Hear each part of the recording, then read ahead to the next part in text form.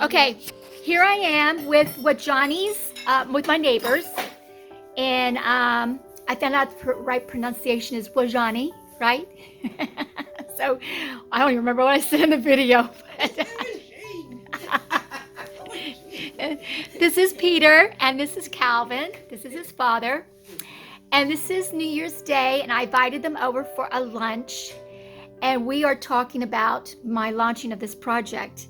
And this is the first time they're seeing it and seeing what I'm going to do. We're sitting here talking about the project, and I'm launching this.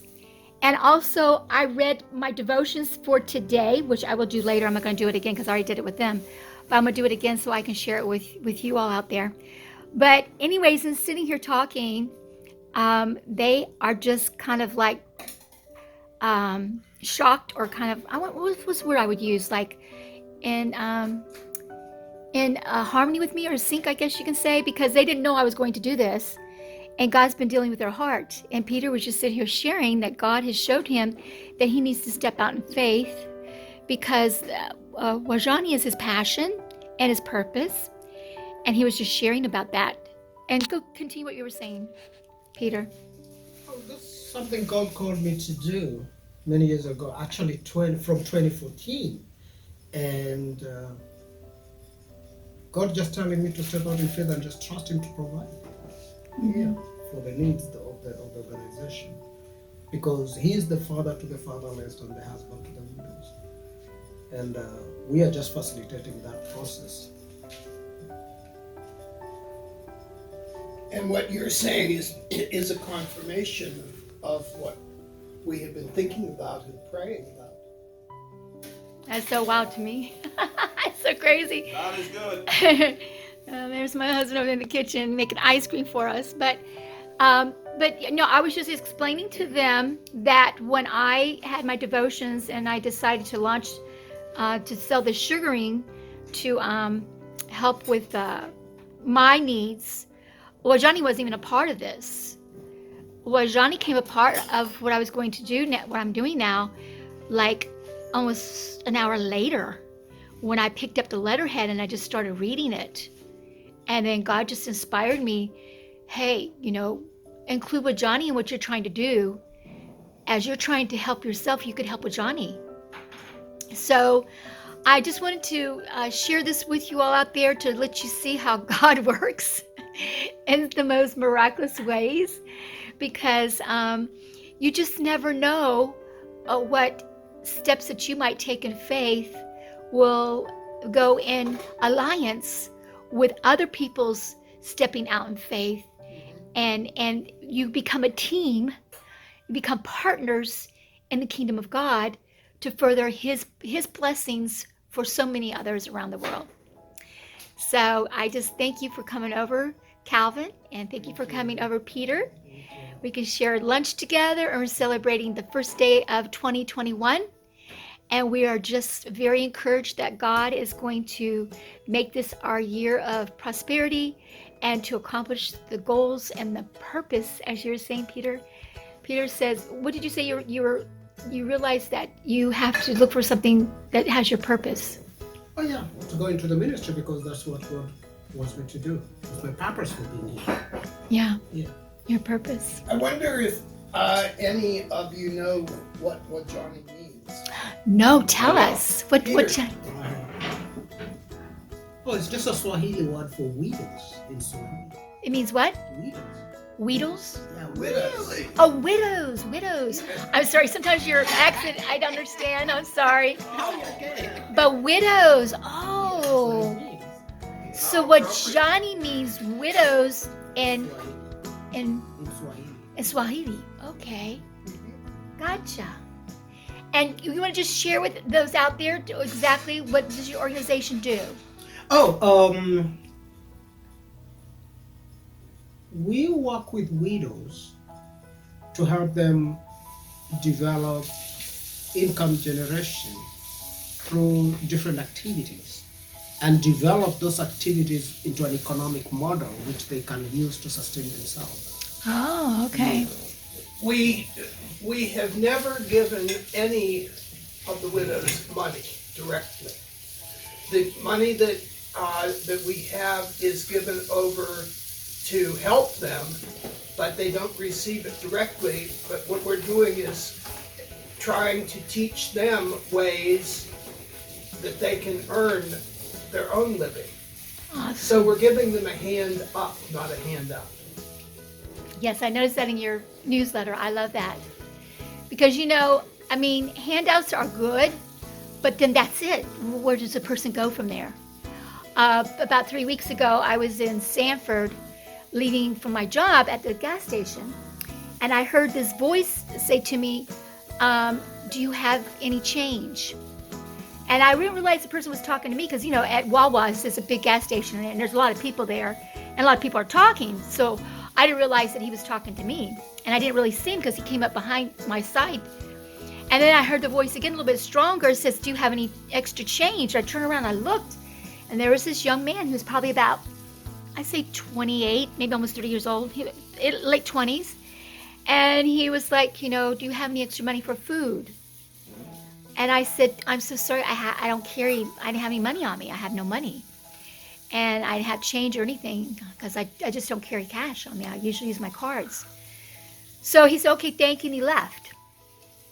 So God spoke to me about watching him walk across the driveway and walking across the street. And God spoke to me, he says, go use your card and go get him some food. You have time. You don't have to be to work at this moment. I was like, you know what? Because I just got off working my long shift at the hotel at the Marriott, as an auditor. So I just said, okay, I'll go do that. So I went over there to go catch him because he already gone across the street, right? And then he was there in the middle of the medium, and I just stopped and I said to him, I said, go over there to McDonald's and I'll buy you some food. I can do that. So he did. So I went over there and bought him a couple of Egg McMuffins and some of the fritters. I got him a big bag of food and coffee and some soda, whatever. But anyways, when I gave him the bag, he was very appreciative and I left. But then I felt like so sad because I wish I could find out what's his story, what's going on in his life. You know, okay, I just gave him food for this moment, but where's he going to be tonight? Where's he going to be tomorrow? You know, what's going to happen to him then? But I don't have a lot of money. I don't have the means to, you know, take care of him or anything. I did for the moment. But, you know, so what you're doing is awesome because, you know, helping people is one thing, but giving the opportunity to be self-sustainable is the key to everything. We had a widow in the ministry who had HIV. And she was so distraught with not having anything and not being able to help her children that she quit taking the medication that she had. Oh. She just simply wanted to die. And then when Wajane came along and we helped these women, she went into business. And today, not only is she living, but she owns 3 businesses and has employees. Oh my gosh, that's awesome. That's a great story. That's a great testimony what your organization did for her. Oh, I love that. We have to have somebody go over there and film her. Yeah. How is she doing health-wise now? Well, she's back on her medication. Good. And I wouldn't have known that she was HIV if I hadn't been told. Wow. Yes. I wouldn't have known. Wow. And That's great news. we have some interesting ideas from some of the other widows, because what we try to do is have them come up with what they want to do, because if they come up with it, they're interested in it. Right. And one of the ladies, she's an older lady, but she looked around and saw all these motorbikes that are in the area, and they have to go to the nearby town to get gas. And so she thought, well, why couldn't I get gas and have a ministry or a business where I would sell gas to the motorcycle drivers? Oh my gosh. So that was her idea. Peter, can you think of some of the others? Not of just like that. I would have to think about. Now, I went to your website, which I have never done. I love your website. It was showing some ladies and the process of, have a whole bunch of little things on the ground. There's a video there Oh, they were making baskets. Baskets. No, Purses? their little round things were on the ground. Yeah, they are using those to make purses and handbags. Oh, Yeah, okay. so those are some of the trainings we give them. They are trained on handicrafts. They're trained on different skills, like rudimentary, basic business management skills. Because whatever they develop into a business. So they have to learn basic business management skills. Right. But we start with a skill. So one of the things we trained them on was how to make purses and handbags and baskets. And then they develop that into a model so that they know how to make the product, how to sell the product, and how to deal with the finances that come in from the selling of this product. Wow. So it's not just money they're getting and going to buy food. They need to know how to manage, how to save, how to type, how to reinvest, and how to set aside some money for family use. That's awesome. Yeah. So you help them to learn skills to be Yes. self-sufficient Yes, that's what we do. and to live a prosperous life. That's what we do. And I think that's what all charities should be trying to do for people who can. I remember one of the widows, she had made some purses and she was going to take them into the nearby town.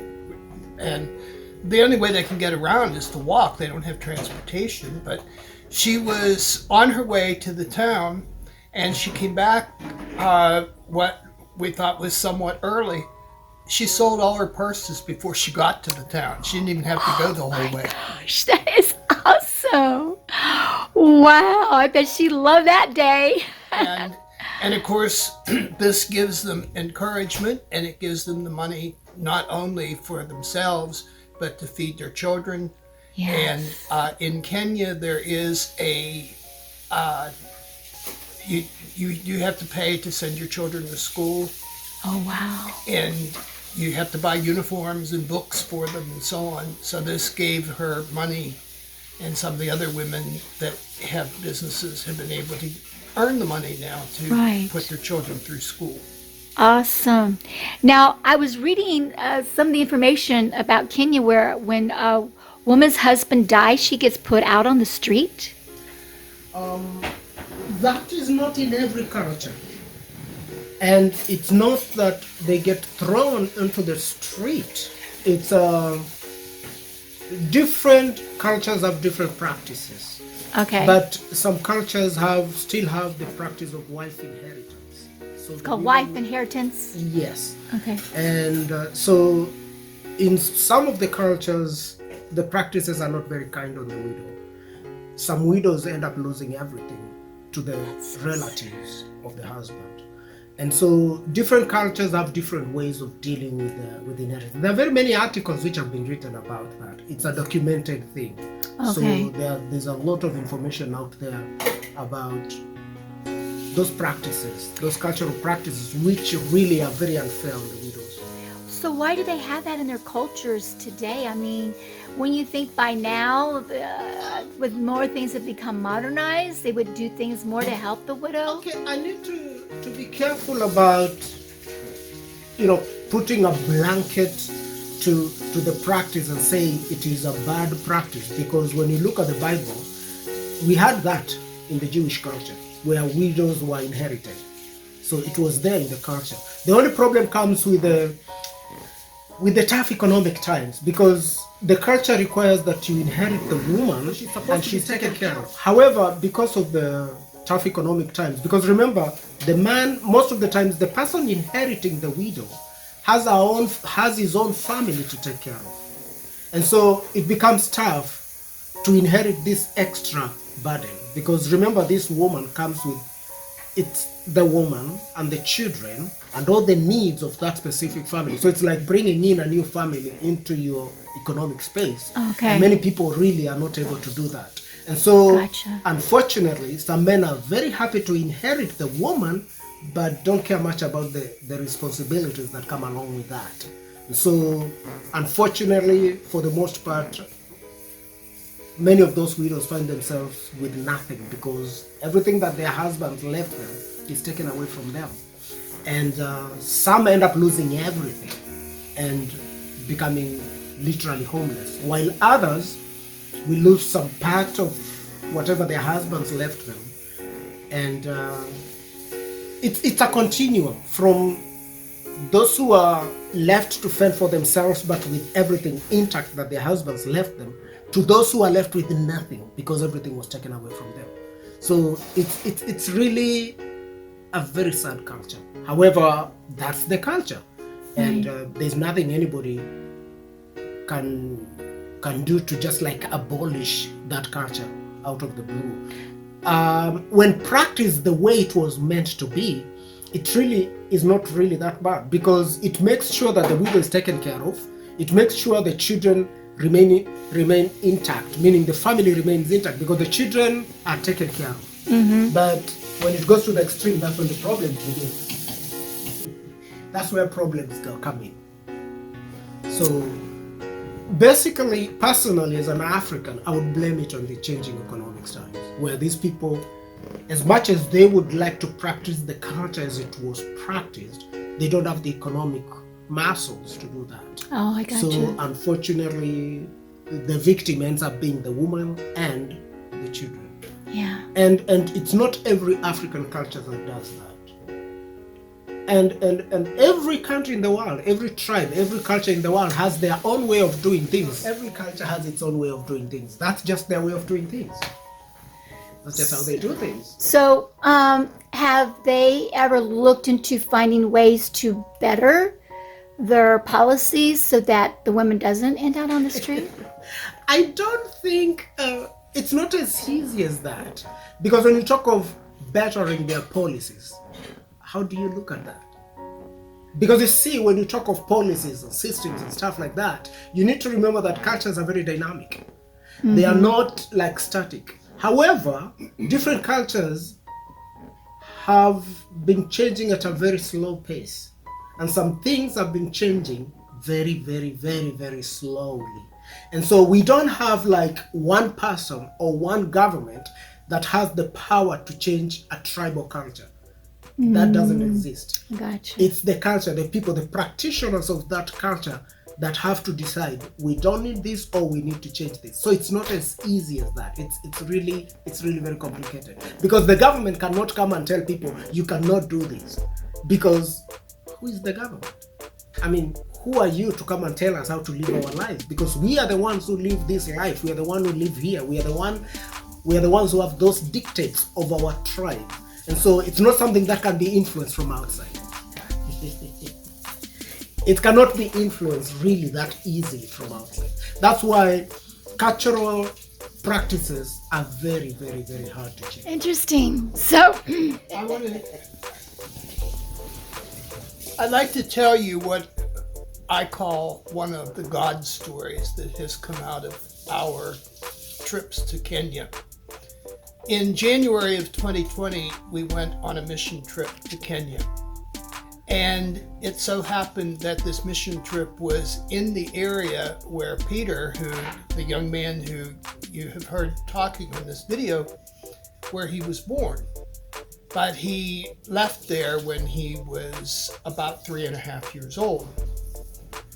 We went back to that territory and decided to see if we could find the place where Peter had lived when he had been there all those years ago.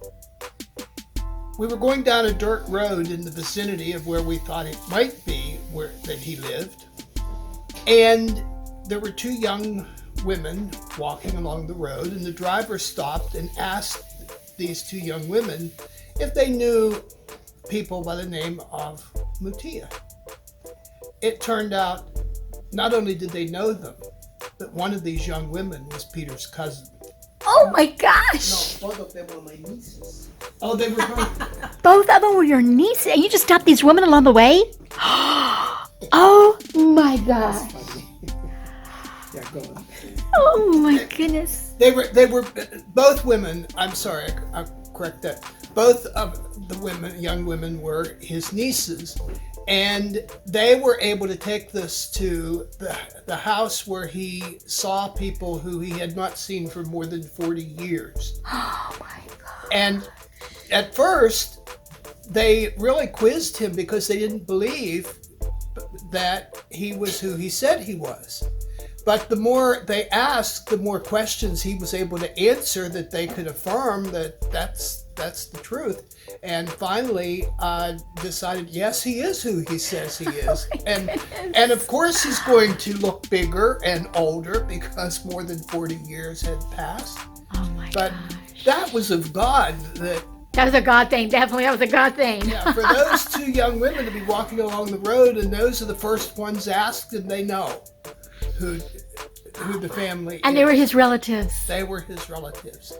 That is an incredible story. My goodness. So, I've never asked you this question, Calvin, but when did you adopt Peter, and what inspired you to adopt him?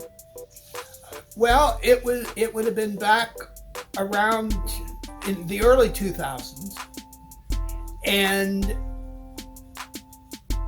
what I just saw a young man who had done a lot for his family. That's another story for another day. Mm-hmm. But had done a lot for his family, and I thought, this young man needs a break. He needs somebody who has the interest and the ability to help him, because he's been helping people all his life. It's his turn. Mm-hmm. And this was really the basis that I thought I could be the one who would help him, and I will.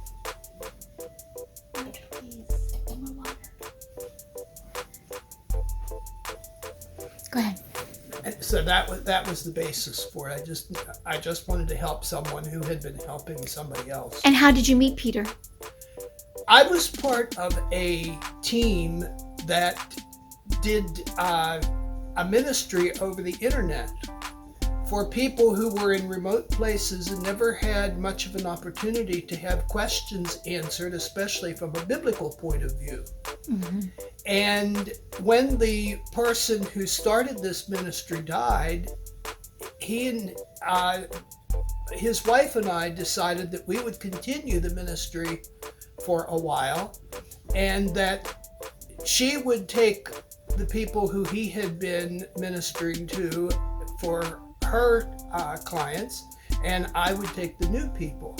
And Peter was one of the new people who came to ask questions. And we began to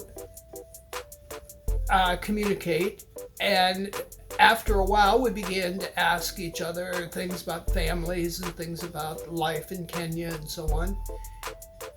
And one day I told Peter, I will go any place in the world and teach Bible to anybody who will listen. And his response was, what about Kenya? And I said, why not? Mm-hmm. And the next thing I know, I find myself on a plane heading toward Kenya. Now, I was aware that I had never met this person before. So before I left, I said to him, please send me a picture of yourself, because I'll need to know who I'm looking for in the airport. Mm-hmm. And he did send me a picture, and so I had a clue as to who I was to look for.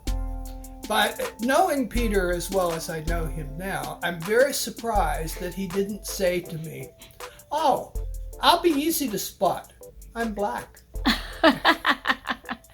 And I would have thought, yeah, but so is everybody else in the airport, so that's not going to help. But he did send me a picture, and I did meet him at the airport and had a awesome wonderful story. trip. Wow. Anyway. What an adventure. And here we've been neighbors for 5 years and I never knew any of this stuff. Because, I mean, we never really sat down. I never asked direct questions like I am now. But so can I just ask you, Peter, where do you see yourself as far as the next 5 years from now? What's your aspiration? Where do you want your purpose and your goals to take you?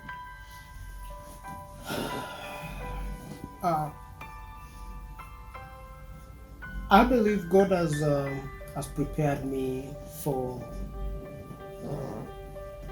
this time, this period in time, and the whole point is to reach the less fortunate in the society. And that's because, in spite of my very interesting history, God has really blessed me. I have had a wonderful education, and the experiences that I've gone through have not broken me. And Amen. so, what I want to do, because I am well educated, I'm looking at working in different parts of the world to start initiatives for economic empowerment for the less fortunate in the society, especially widows. Because whenever you hear people talking about development and all these different agendas, they're targeting orphans, or you hear of sustainable development. Nobody seems to be talking about widows. Okay, I should correct that. Not many people seem to be talking of widows. And I believe the poor don't need handouts. What they need is a restoration of the dignity by giving them something to make themselves kind of like to take charge of their destiny, if you may use the word charge. However, the word I would use is for them to take care of their lives, take charge of their lives. Meaning, if they can, for example, create an employment for themselves, if they can create an economic source, then we will have achieved our goals. Amen. Because all you need is to show somebody how to harness what is within their environment to make a livelihood out of that, so that we don't have to have people in a country like Guyana waiting for some aid from somewhere. Not that they wait for an aid, I'm just giving that as an example. So somebody in a rural area somewhere having to sit back for somebody to come and help them. How about equipping them with the skills to take charge? Exactly. They're not just sitting there like a bump on the log and waiting, Or waiting just and waiting. going to the streets begging. I'm sure there's something everybody can do. Yes, I And mean so- they're healthy people. They're capable of doing things.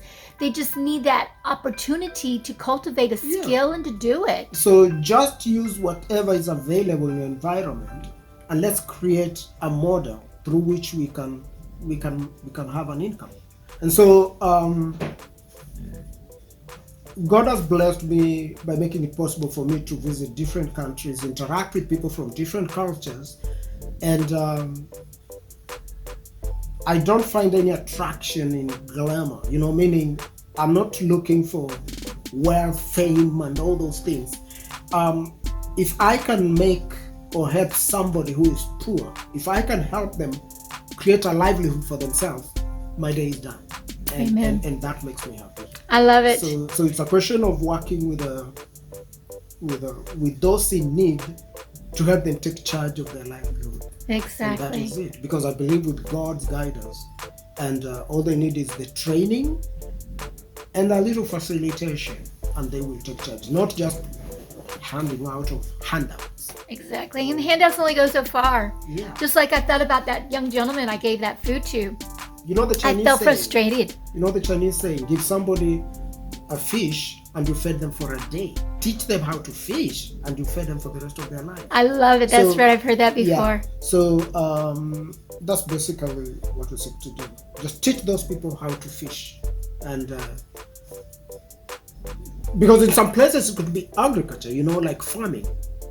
In other places it could be service provision. What again? Service, providing a service. A service. And Okay, and in service. other areas, it could be things they can make with their own hands. Right. In other areas, it could be something that has to do with the environment, like recycling or agroforestry or animal husbandry or rearing of stuff to make a livelihood out. Yes. So it's I a love question it. of just identifying a need within their specific society or community and working towards meeting that needs and making that your source of livelihood. And so, yeah. I love it. Peter mentioned that everybody can do something. One of our widows is in her mid-80s, and she works as a midwife. A skill that's badly needed, especially out in remote areas. Yeah. And yet she's able to make some money being a midwife, and she hasn't given up. And how old is she, Peter? I'm not sure yet of the story. I'm not sure at this point. I don't want to lie. We know that she's someplace in her mid 80s, but she's still going strong. Wow, God gives her the ability to do that. I mean, some people can live in their 80s and 90s and be very strong and healthy, so they still can sustain themselves. So that's wonderful. Wow, this has been so inspiring because you know while you've been talking, Peter, it just dawned on me how the reason why God took that newsletter and put it in my hand after my devotions is because I was doing exactly what your inspiration is. I was finding something in my environment to accomplish the goals that I need to accomplish. I need to raise at least $150,000 between now and March. I've got to, because we know we're on deferments with our mortgages, and I'm helping my son, my brothers. I pay for his because he has a handicap, very bad handicap. He helps run a business that my father and we've had with my father, and it's gone down very tremendously. Matter of fact, he just told me yesterday one of our customers closed up. I mean, several of our customers have closed up in the past 2 or 3 months because of the pandemic. So we're losing business tremendously with our company, and I just felt like I got to do something. I can't just sit here and wait to get my score up because it's not going to happen overnight because I can't get a loan right now. So what do I do with what I have in my environment? And that's what inspired me to do my sugaring. And then no more than an hour later, not even that, 45 minutes later, I pick up Wajane's newsletter, started reading it. And I thought, well, what I'm doing, God inspired me to take with what you're doing and help Wajane too. So this is amazing. I love it. How God just brings people together and the movement of His Spirit and purpose and inspiration and to accomplish the goals that we need to accomplish so that we can make our lives better, more prosperous, and in the meantime, helping other people. I love it. All right, well, I'm going to end my, Calvin must have went to the other room. I'm going to end our time here right now. Again, this is my second video with Rejuvenescence 2, my projects that I've launched. This is New Year's Day, 2021. We're celebrating the starting of a new year, and I'm here doing it with my neighbors, with Peter. And with Calvin. I don't know where Calvin went to. And we went into we're here in the man cave of our home.